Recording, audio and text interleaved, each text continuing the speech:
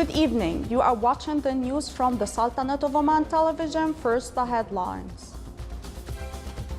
Assigned by His Majesty the Sultan, His Highness Sayyid Asad bin Tariq Al Said, heads for Egypt leading the Sultanate's delegation to the first Arab-European summit.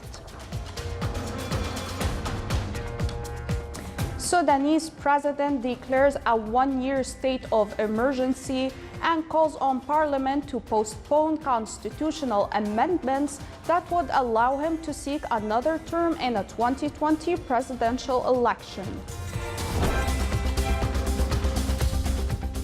And the self-declared acting president of Venezuela vows to bring in humanitarian aid despite a blockade.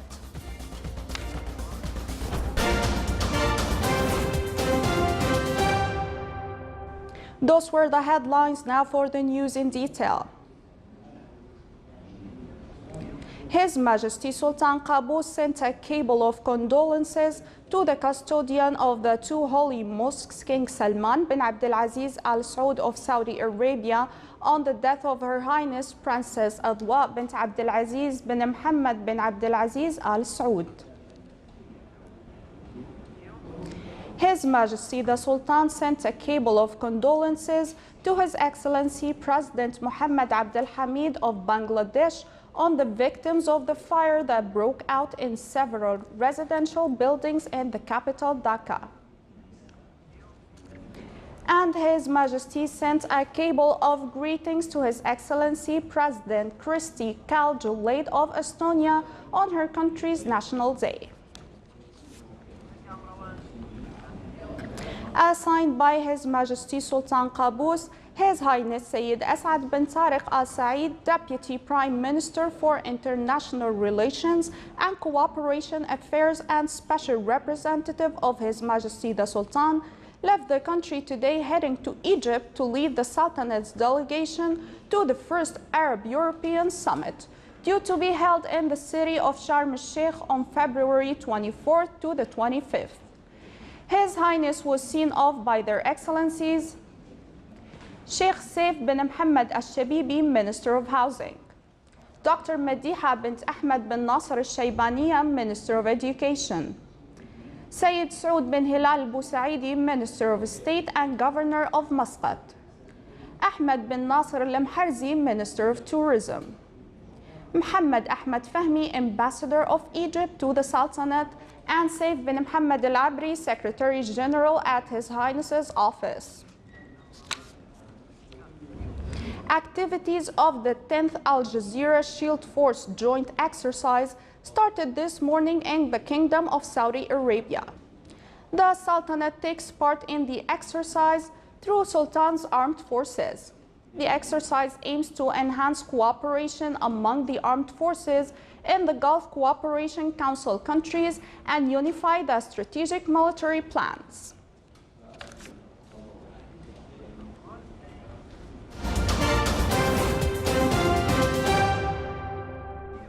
Sudan President Omar al-Bashir, facing the country's biggest popular protest since he came to power 30 years ago, declared a one-year state of emergency yesterday and called on Parliament to postpone constitutional amendments that would allow him to seek another term in a 2020 presidential election. In a televised speech, Bashir said he would dissolve the central government as well as state governments. He also invited the opposition forces to move forward and engage in the dialogue regarding the current issues of the country. Bashir set up a caretaker administration comprising of a senior official from each ministry, but kept the defense, foreign, and justice ministers in place. The anti-government demonstrations began on December 19th, triggered by prices increases and cash shortages, but quickly developed into protests against Bashir's rule.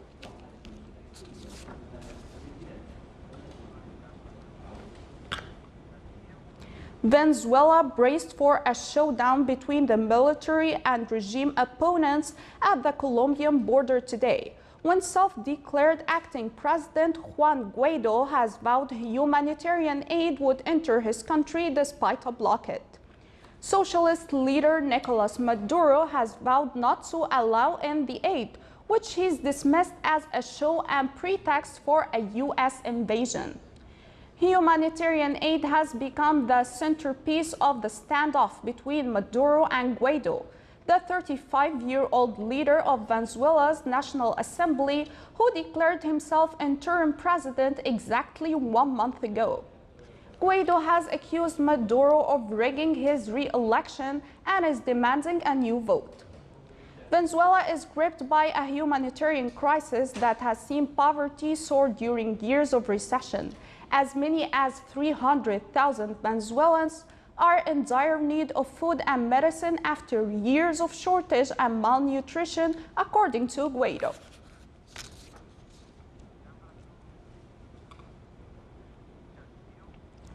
North Korean leader Kim Jong-un told the U.S. Secretary of State he didn't want his children to live with the burden of nuclear weapons. A former CIA officer involved in high-level diplomacy over the North's weapons was quoted as saying today.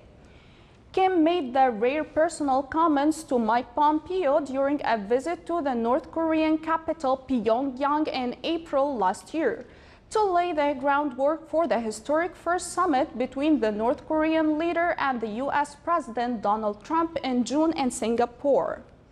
But little progress has been made since then, and they are set to meet again in Hanoi on Wednesday and Thursday. They are expected to focus on what steps North Korea might take towards denuclearization in exchange for what U.S. concession. The North Korean leader left Pyongyang by train for his visit to Vietnam this morning. Still to come on News Bulletin. An awareness campaign on garbage recycling in the Wilayat of Bahraini is witnessing many events, programs, and activities.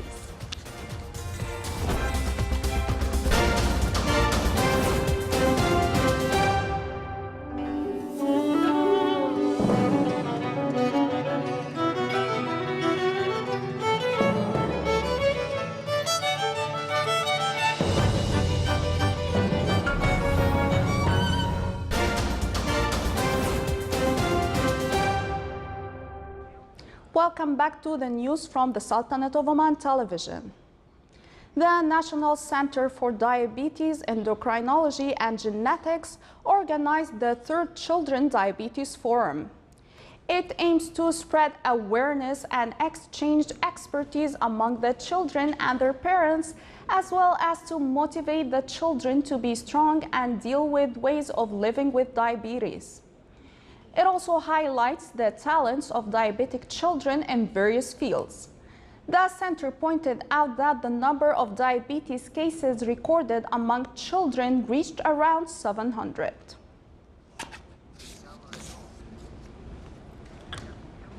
According to the latest statistics issued by the Public Authority for Social Insurance, the active establishments covered by the social insurance system increased to more than 16,500. This noticeable increase came due to the youth's desire to open their own private institutions, which resulted in an increase in the number of active insured people in the private sector to more than 236,000.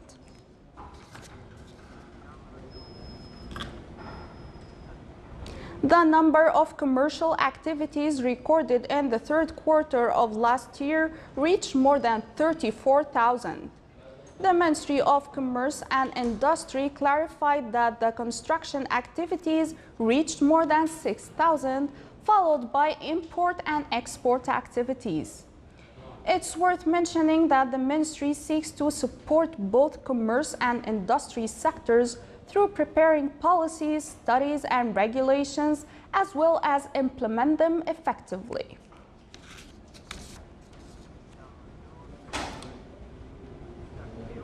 Musanda Municipal Council discussed in its second meeting various issues such as forming volunteer work groups, allocating plots for residential complexes in the wilayats of Metha and Khasab, and the electricity condition in the governorate.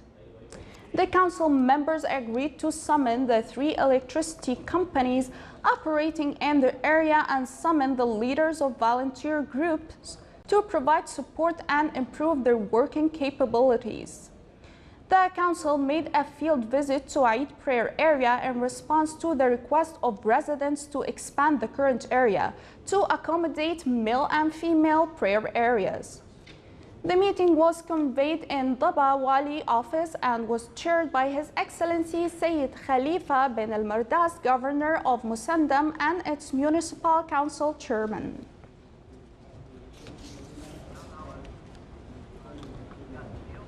Children from Oman and from various countries joined together to participate in an open day which is organized by the Royal Opera House, Muscat. Children and their parents spent their time together attending a variety of children workshops in Ibro art, painting, photography, and playing musical instruments.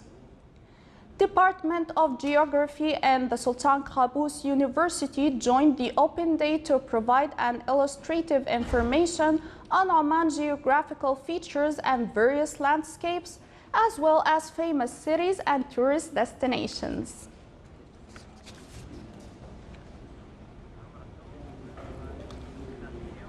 Oman Environmental Services holding company BIA continued with Oman Deserves Awareness campaign in the Wilayat of Buraymi, witnessing many events, programs, and activities on garbage recycling. The campaign aims at spreading awareness on the impact of littering and unsafe processing of waste on the immediate environment in general and parks, wadis, and other tourist destinations in specific. The campaign reached Buraymi Park to hold competitions for children and to explain to the audience the various types of wastes and the best methods to dispose or recycle them. On the sidelines of the campaign, small and medium enterprises as well as companies specialized in environmental services and handicrafts took part in the exhibition to market their products and services to the local community. Royal Oman Police and the Governorate of Buraymi joined the campaign by distributing awareness leaflets to drivers on safe handling of wastes.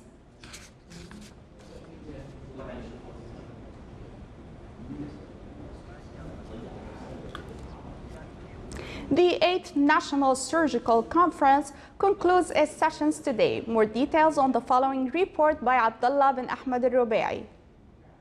The Millennium Resort in Al Musuna, a two-day national conference related to surgery, concluded its sessions today.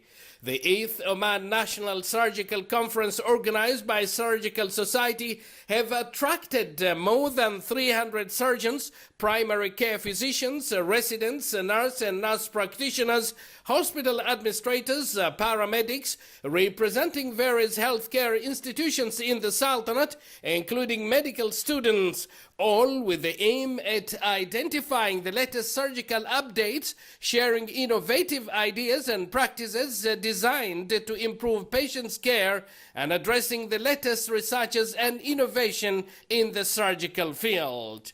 Conference is looking after the patient's care from the beginning of the health providing service for him, from screening the patient for certain diseases, preparing the patient and preparing the setup for certain procedure also, and looking for the update on the management of complications, management of introducing different or new procedures for health service. Conference covered most surgery specialties through 9 scientific workshops and addressed the latest researches in these specialties. This is my first time to attend the Omani Surgical Society conference. I've witnessed today many talks that are advanced in the field of surgery, particularly breast and bariatric surgery so far. I'm participating in regards to colorectal surgery. We're here to share the knowledge, update ourselves about advances in surgery and medicine, and to meet colleagues from all over the Sultanate. It is a pleasure to be here today. We have benefited quite a bit bit, and we wish to participate in many more conferences in the future. Number of research posters were displayed at the sideline of the conference. For example, we have here a research which was done to study the gastrografin use after the bariatric surgeries. And our results was found that the use of gastrografin post-operatively was not cost-effective, and this can help us to change our practice, and it might also decrease the stay of the patient in the hospital. The two-day conference touched upon a number of issues related to surgery specialties, including general surgery, breast and colorectal surgery, endocrine and hepatobiliary surgery, pediatric surgery, trauma and thoracic surgery, as well as vascular surgery. This conference provides platforms for discussing latest advancements in the field of surgery and the latest innovative ideas that will ultimately improve the quality of surgery. Abdullah bin Ahmed al-Rubi'i, Sultanate of Oman Television, Musuna.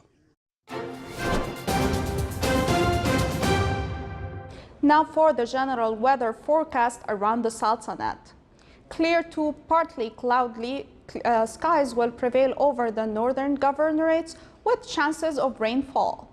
Rest of the Sultanate will have clear skies with chances of low clouds late at night and early morning over the coasts of the Sea of Oman. Winds will be easterly to southeasterly, light to moderate. Seas will be slight with a maximum wave height of 1.25 meters.